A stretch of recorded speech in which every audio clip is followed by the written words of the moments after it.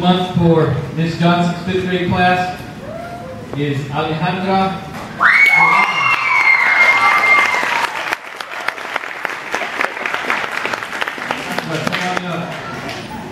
Alejandra just recently moved here from Colombia and is demonstrating outstanding effort every day. She consistently shows she can stay on task and is a wonderful role model for all other students. Alejandra turns her homework in each and every day and takes pride in herself and her work. Alejandra's performance is truly remarkable considering the short time she has been with us.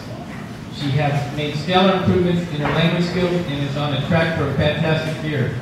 I am proud to call Alejandra my student of the month. Congratulations, Alejandra.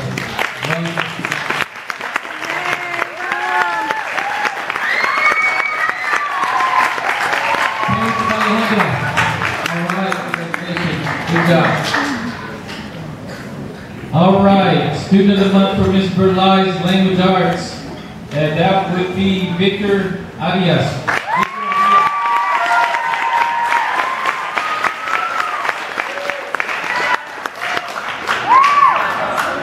Victor.